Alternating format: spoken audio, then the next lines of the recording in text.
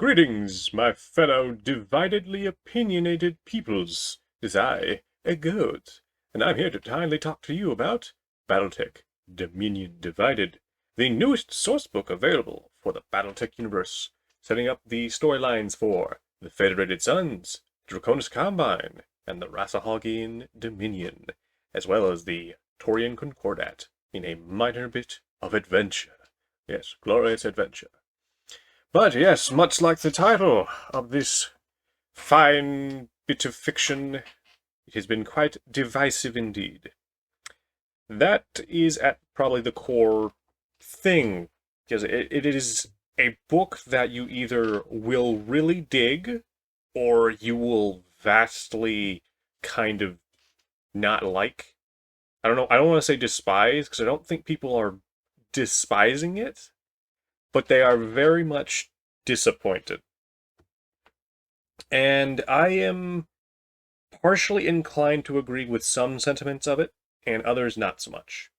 So that kind of leads my opinion on this. And this video will primarily be a discussion of more the spoiler stuff and the narrative things.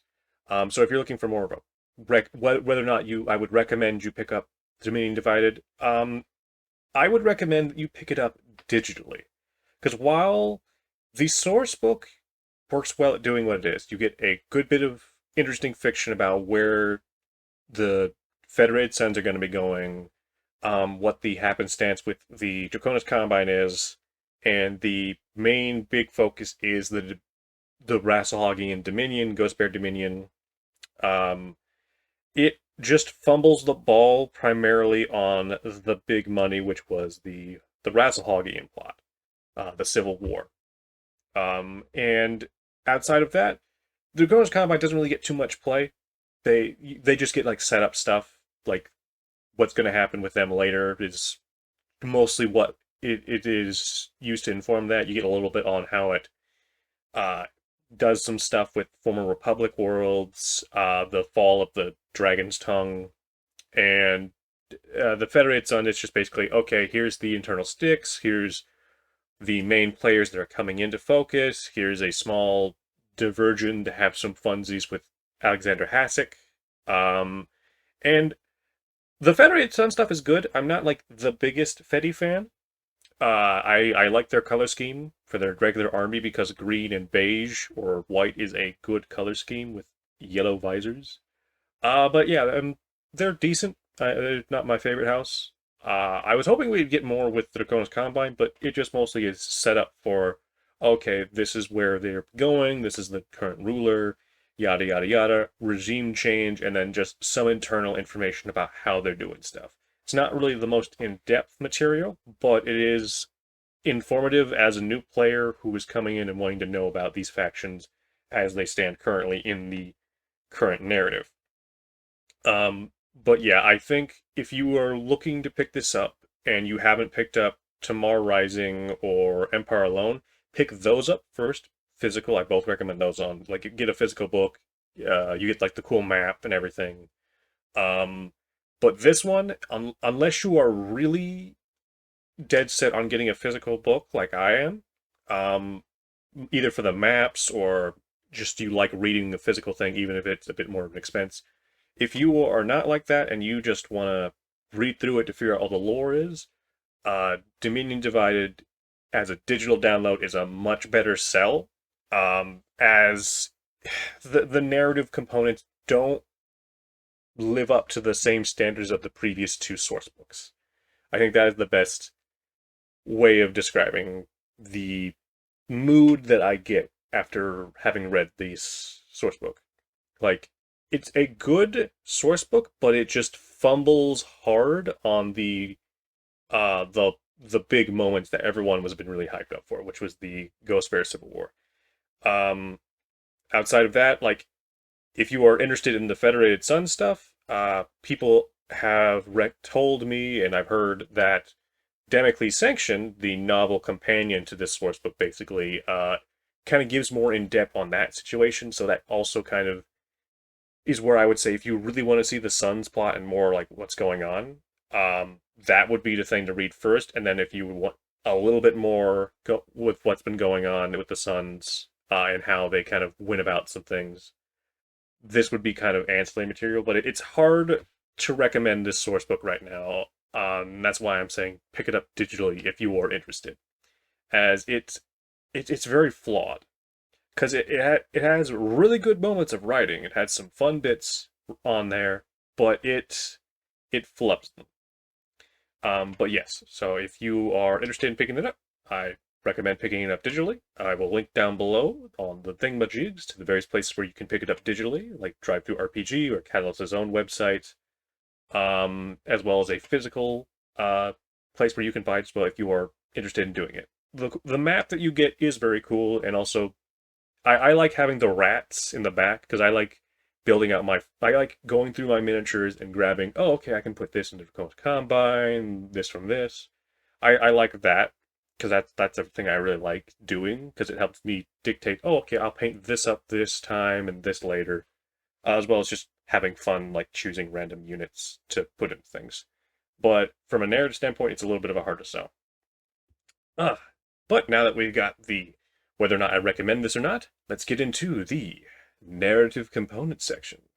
And first up, we will be talking about the opening short story that helps set the tone, which is pretty neat because it's about these two girlfriends who pretty much, well, they're at a point of division in their relationship, and it kind of helps set the tone and some of the themes that we're going to be seeing throughout the sports book. So basically, the idea is these two girls have been in a relationship, but they like are at a point where if they want to be serious, they can't be in the same unit, so they have to tell command, oh yeah, we've been in a relationship, so they got to move into a different unit, so they can still stay together and not have any, you know, uh, conflict of interest slash compromising the unit's integrity stuff.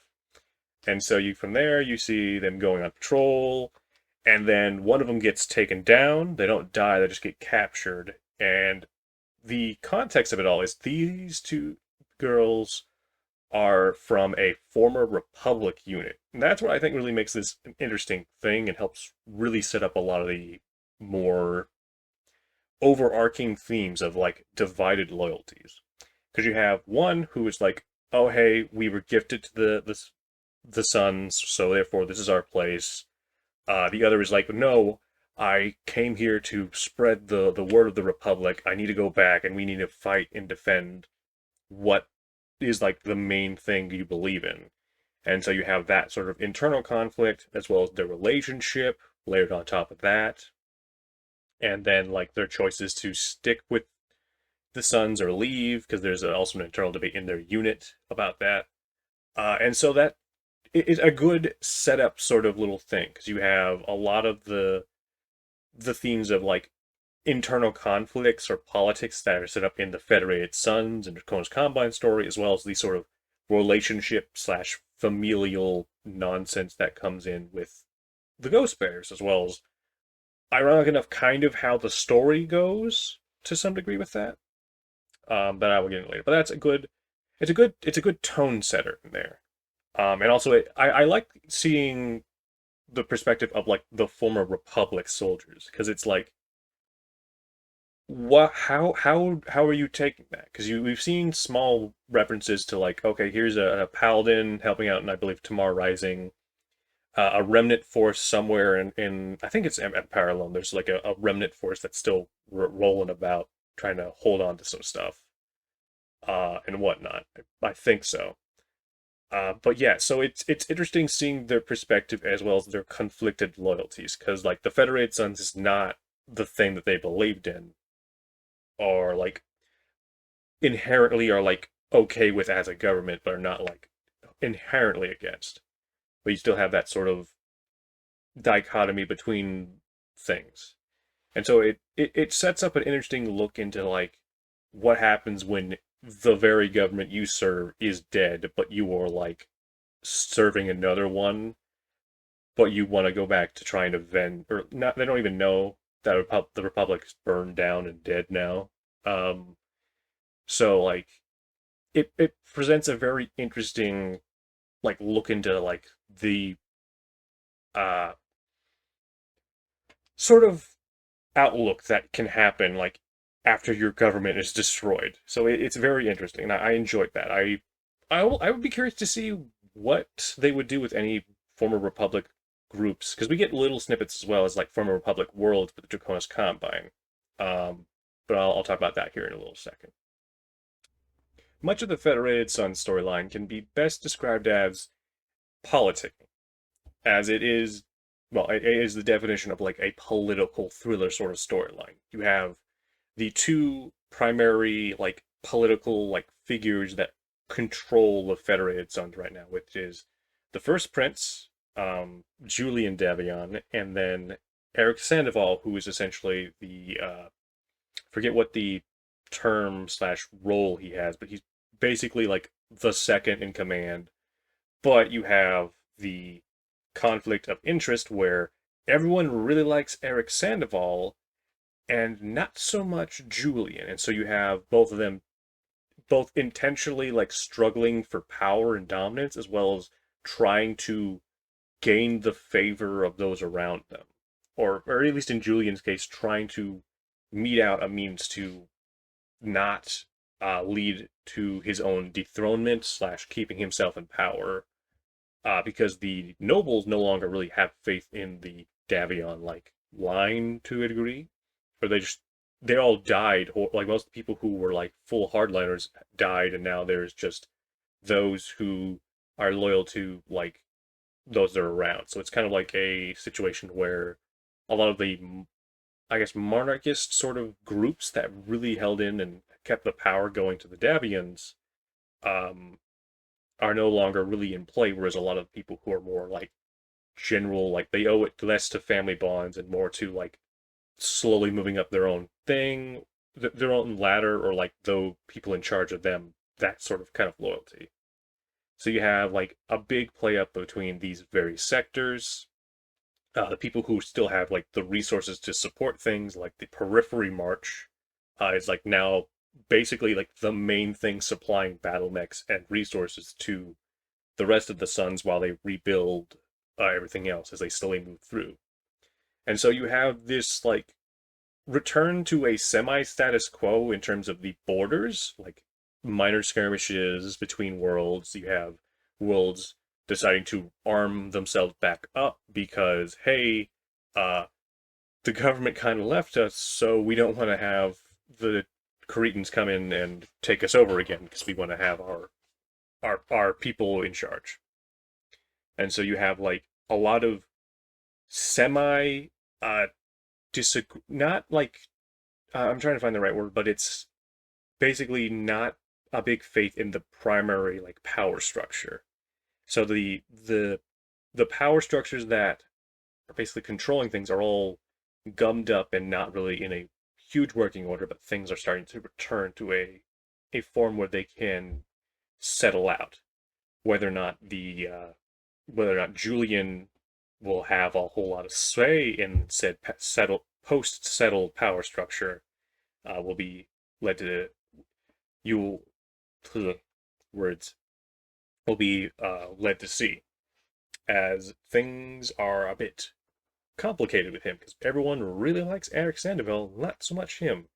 And when the mail gets run, you don't really think the prince. You think the mailman. So that's the big thing is like, will him restoring all this stuff and really like getting the Federated Sons back to where they were, uh, actually help him in terms of regaining like faith or like political favor in his government, or will it just slowly just lead to some disempowering of the basically the Davion line, or at least that's the way you could interpret it. So it is a whole particular thing going on there. And then you have Alexander Hasek, who is a goofy dumbass, uh, who, after basically just cheering it up in the Bahamas, comes back to his realm, tries to rearm it up, and then after a failed assassination, goes on a wrong-headed war against the opposite faction that tried to assassinate him, which leads the Taurian Concordat to kind of go in and make some incursions into Federated Sun space after they capture Hasek after he just runs right in, guns a-blazing, with his fancy new pet unit, and gets his ass kicked after reinforcements arrived for the Torian worlds. And that was a fun bit of like chicanery. A lot of the small minor like blurbs and uh, I guess textile text, if that makes sense, on the sides, not the main text you read, but like the side blurbs or like the minor, like little inserts that give you details about like, a, I don't know, either news broadcasts, radio things, or whatnot, really help set up a lot of the fun, interesting elements that come out of the federated side of things. A lot of it is just textual to help kind of get you into seeing like the spectrum of like people looking at things. And that then comes further back and basically increases heavier on in the Ghost Bear section.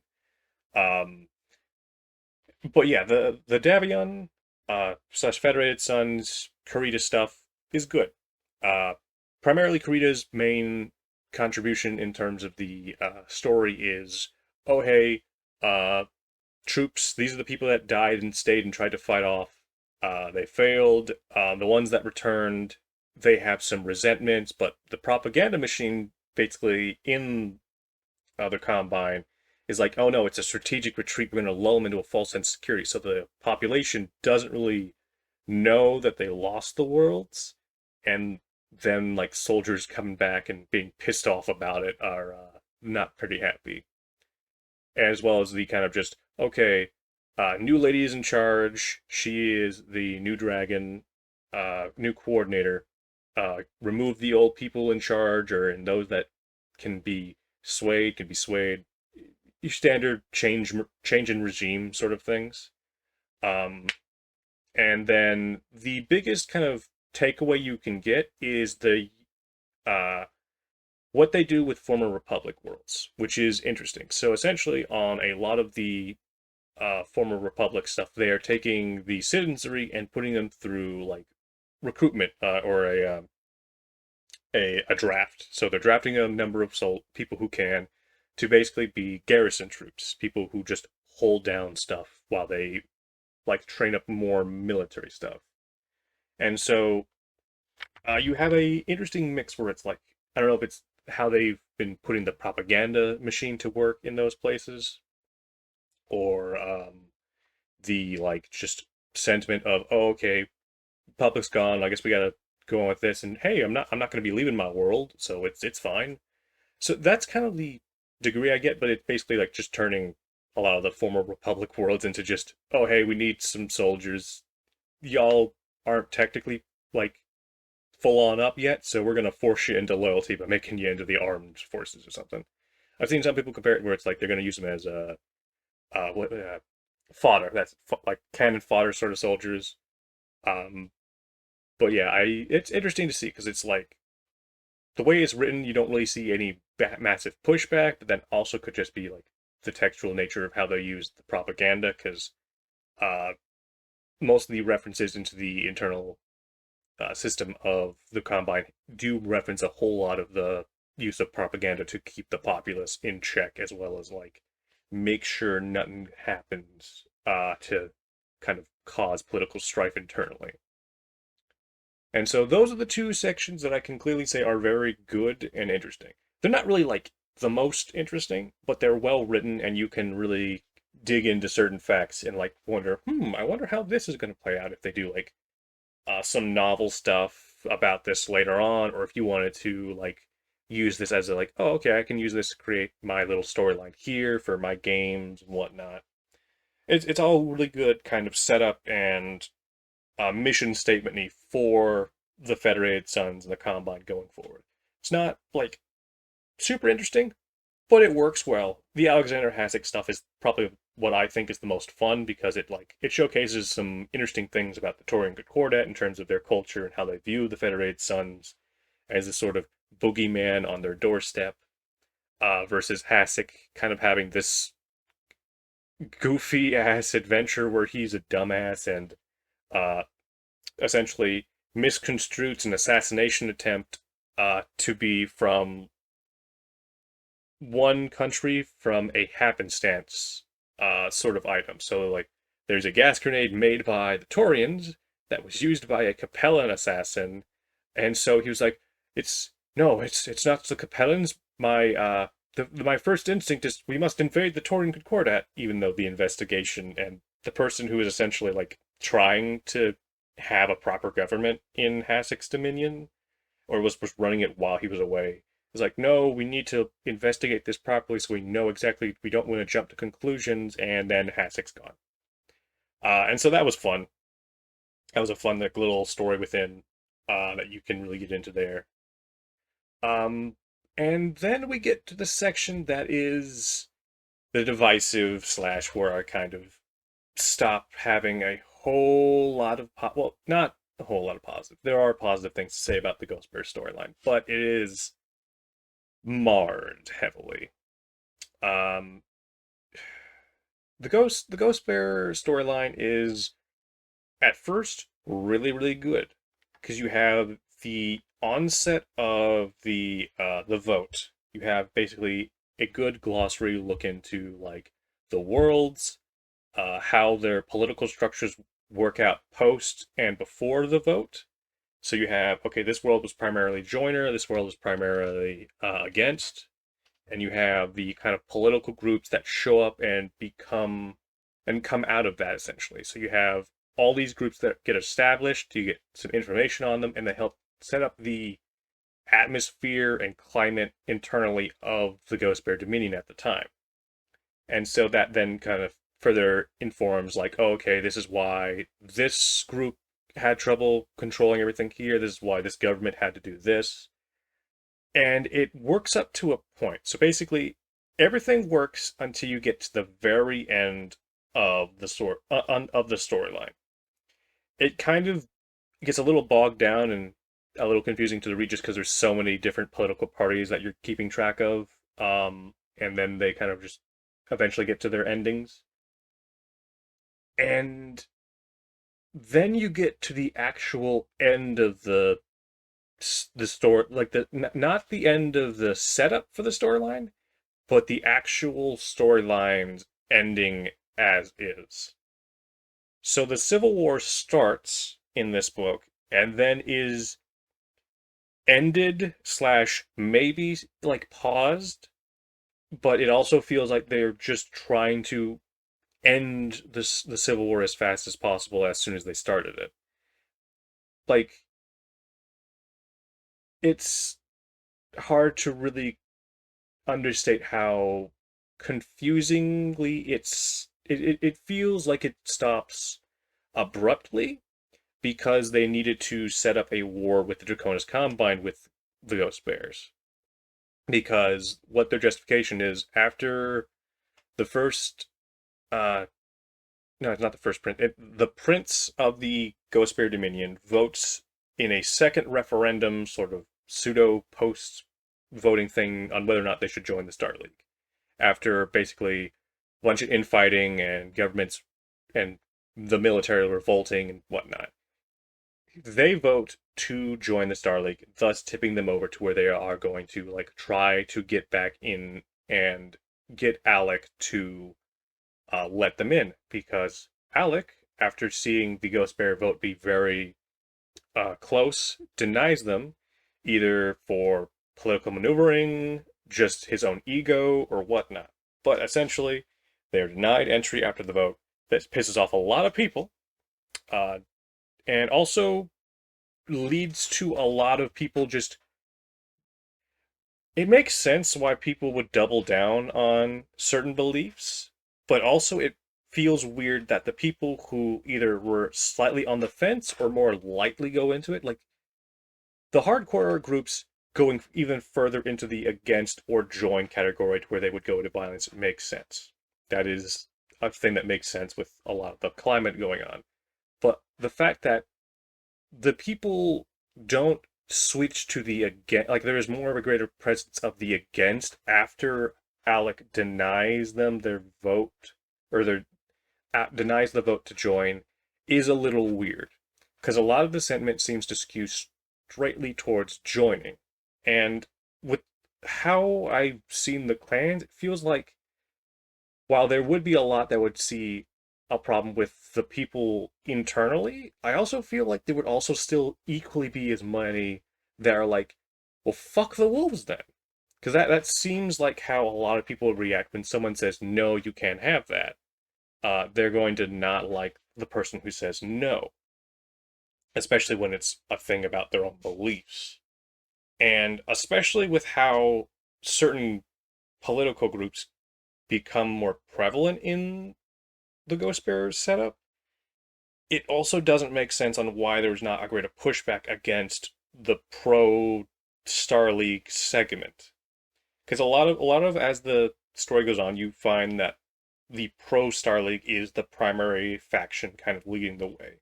And maybe that will change up as they go, but it just feels weird that we don't have a huge sentiment on the against towards the end or in terms of the military. You can still probably have the same uh conflict ending with like 30% of the Ghost Bear military having been decimated and then them immediately going into a war with the Draconis Combine because they needed a unifying just enemy, I guess. Um, and you can kind of see the problem because you have a really good setup for why the internal problems is, and then it just barrels towards the ending. You get like, okay, this guy Jorgensen comes in. He's like, okay, I'm going to try and get people to go again, even though I'm against join the Star League. I respect our voting stuff. I'm going to get people to chillax. We're going to stop the fighting. I get the big section that has the Alpha Galaxy like going on and all kinds of other stuff. They get that stopped. This section settles off. They get everything cleared up, and then he gets murdered because apparently he was a rival to the prince somehow. It's kind of that comes out of nowhere really, and it just they're like, okay, cool. We're gonna try and show Alec we are cool. We'll do a second vote soon, and then we'll all be good because it's gonna be for the Star League. And to show Alec we know our dedication, we're just gonna burn down the Combine. Yeah, let's go burn down the Combine. All right. Yeah, everybody hates the Combine here. They that's good. Yeah, and it feels both underwhelming and not satisfying in terms of a conclusion. Because it feels like, with how deeply they set up a lot of the political factions, having it just kind of end on a thud with, like, one faction just kind of steamrolling a lot of the politics going on, it it doesn't feel like it really ended in a way that like you can make it doesn't feel satisfying. That's kind of the big thing. It is not really, in my opinion, a satisfying conclusion to not just even if there's like a second bit of conflict, but like just the start of the Civil War or like the internal like problems of the Ghost Bears in general. It feels like a very weird stopgap sort of section.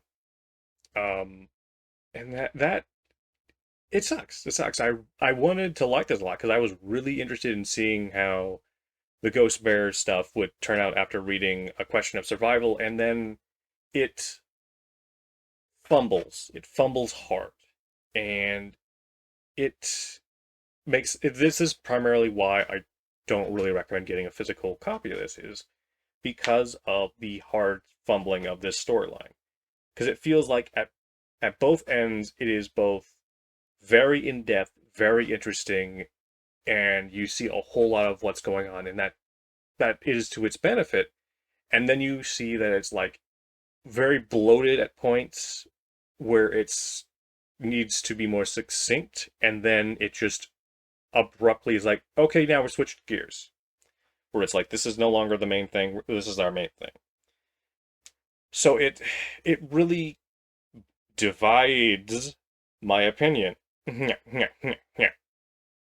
But yeah, it's a hard sell of a book to read. I enjoy what I'm going to get out of it, which is mostly just having some interesting stuff. There's some fun rules in the back, and then using the rats. But I would have rather spent. I mean, I am happy I bought it because I want to have all the initial source books coming out of BattleTech, having gotten into the thing, and I want to just I want to get a feel for a lot of the material and the groups that we see in fiction so I can get a better understanding. And this was not really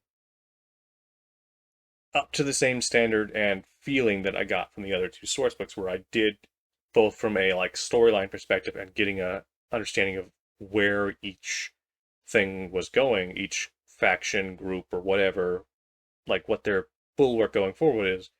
This kind of just failed at that in terms of like creating a compelling story to show where the storyline for these groups is going to be going forward. Or at least just primarily in the big one, because I know a lot of people were really interested in the Ghost Bear storyline, and so it kind of fumbling the bag at the end really hurt its kind of it hurt the kind of momentum that like both these source books, all three of these source books so far have had. Uh, Not like terribly, in my opinion. Like this is not a terrible book. It just has a bad final storyline section. In terms of the Ghost Bear stuff, because you have the Federated Sun stuff, which just works out well. You get a good setup of where it's going.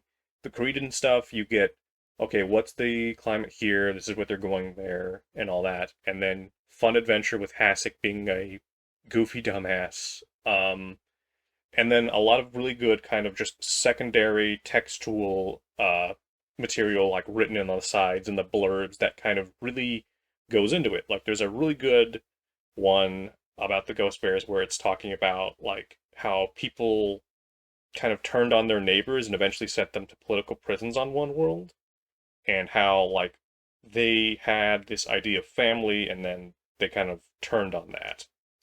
Uh, but it also just doesn't feel satisfying from a like a storyline perspective on how things went. So it's a hard sell on whether on recommending this. And I don't really want to be negative because I like BattleTech. I like all this stuff in general. And then having to be honest on this because if I was like someone just wanting to check it out and also not having a whole lot of money, because I do not make a whole lot of money, I would recommend if they really wanted to check this out to get it like either on sale or digitally, because that feels like a more fair price for what it is. Whereas the other two source books, Tomorrow Rising and Empire Alone, I can very easily justify getting a physical copy and really enjoying those books. And I just did not get that same level of enjoyment from this, and I have to very much not recommend. Uh, it's hard to recommend. I don't want to say not, but it is just not as good as the previous two. Hopefully, the next source book will pick back up on that momentum, or there will be a good novel that helps kind of contextualize slash expand upon some things with the Ghost Bear stuff to kind of reinvigorate the storyline potential or just fix up some of the writing things there. But a lot of the Ghost Bear stuff is just vastly disappointing. The other two, decent. Um, Damocles Sanction, the novel that basically is a companion to that material, goes more forward into that. I will be reading that soon and then posting up a video, so hopefully we can read more there and that gets a more like interesting look in it, because uh that material presented here is very like broad strokey and overviewy, where you get to see the nature of the campaign and then the political fallout on certain worlds, on like, okay, we're back home, this is our place, how do we not lose it anymore, and then going from there. But yeah, uh so yeah, I think that is generally all that I would like to say about Dominions Divided. Oh, one more thing. The artwork in this book is fantabularific. Many of the pieces in here are just beautifully illustrated. There's several 1 to 2 page spreads that you'll have been seeing throughout this, and it is a very good thing. But yes, if you enjoyed this video, I hope that you like and subscribe, and go on and comment down below if you've read the source book and what you personally think of it, whether or not you think it fumbled the bag or you think it's worth picking up or not, as well as put down your favorite Federated Sons or Combine or Razzle Hockey and Mech. Pop down there, or maybe like your favorite story featuring those characters, anything like that. And also, this video is brought to you by my lovely patrons. If you would like to help me make more of these videos, as well as give me more time to kind of create these things, please feel free to go down to my Patreon and click down below. It just costs $1 to help support the show, and it helps the creation of more of these videos. So thank you so much to my two lovely patrons currently, and then I hope you all enjoyed this video, and you will watch the next ones as I go.